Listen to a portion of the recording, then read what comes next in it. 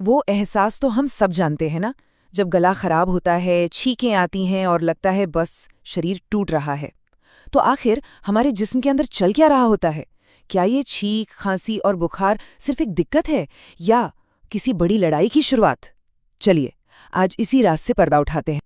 जैसे ही थर्मामीटर पर पारा चढ़ता है, हमारा पहला रिएक्शन क्या होता है?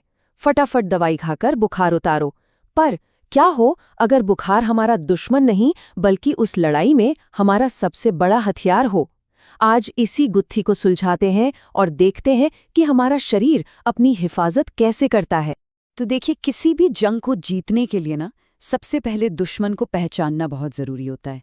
हमारी ज़्यादातर बीमारियों के पीछे दो ही मुख्य विलन होते हैं, बैक्टीरिया और वायरस।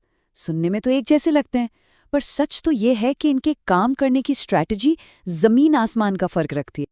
अच्छा, इसे ऐसे समझिए, बैक्टीरिया ना आत्मनिर्भर कैंपर जैसे होते हैं।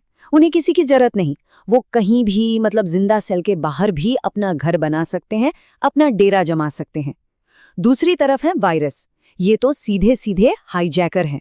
इन्हें अपनी तादाद बढ़ाने के लिए हमारे ही सेल्स पर कब्जा करना पड़ता है और उन्हें अपनी पर्सनल फैक्ट्री बनाना पड़ता है। बैक्टीरिया कई जानी पहचानी बीमारियों की वजह बनते हैं, जैसे गले में तेज दर्द वाला स्ट्रेप थ्रोट या फिर खराब खाने से होने वाला सैल्मोनेलोसिस। लेकिन अच्छी बात यह है कि सही एंटीबायोटिक्स इन पर सीधा निशाना लगाकर इन्हें खत्म कर सकती हैं। और फिर आते हैं वायरसेस, जो आम सर्दी जुकाम, फ्लू और कोविड-19 जैसी बीमारियां फैलाते हैं। यहाँ एक बात गांठ बांधने वाली है, इन पर एंटीबायोटिक्स का कोई असर नहीं होता, क्योंकि ये बैक्टीरिया की तरह कोई जिंदा सेल है ही नहीं जिन्हें मारा जा सके। तो जब ये वायरल हाईजैकर्स हमला बोल देते हैं, तब हमारा शरीर जो जवाब देता है, यानी जो हमें बुखार आता है, वो असल में है क्या? ये सिर्फ एक लक्षण नहीं है दोस्तों, ये तो हमारे शरीर के डिफेंस सिस्टम का एक बहुत ही सोचा समझा और पावरफुल मूव है। वैसे ये कोई नई सोच नहीं है। सोचिए, करीब 2500 साल पहले यूनानी फिलोसोफर पार्मेनाइड्स ने कहा था, मुझे बुखार पैदा करने की ताकत दे दो और मैं सारी बीमारियों का इलाज कर दूंगा। मतलब बुखार की इस छिपी हुई शक्ति को लेकर इंसान सदियों से सोचता आ रहा है। साइंटिस्ट इसे एक मजेदार नाम देते हैं, गोल्डीलॉक्स इफेक्ट। वो गोल्डीलॉक्स वाली कहानी याद है, जिसे ना ज्यादा गर्म ना ज्यादा ठंडा बल्कि बिल्कुल सही तापमान वाला दलिया पसंद था।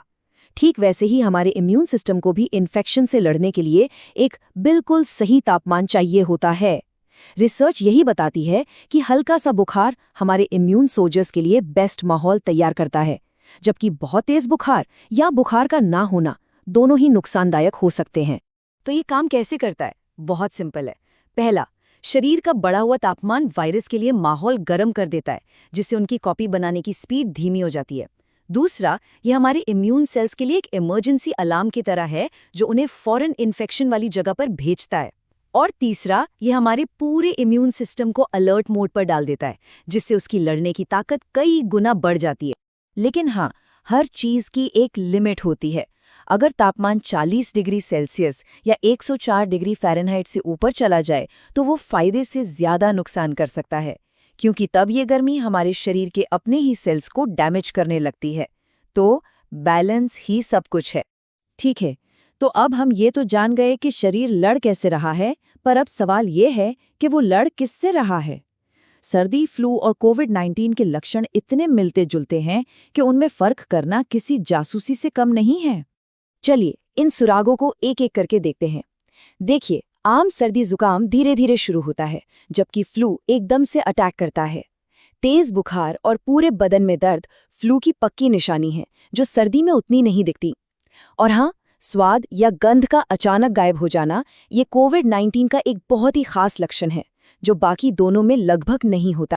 तो जब हम ये समझ जाते हैं कि हमारा शरीर कर क्या रहा है, तो हम उसकी बेहतर मदद भी कर सकते हैं। अब बात करते हैं उन स्मार्ट तरीकों की, जिनसे हम लक्षणों को भी आराम दे सकते हैं और शरीर की इस अंदरूनी लड़ाई में उसका साथ भी दे सकते हैं।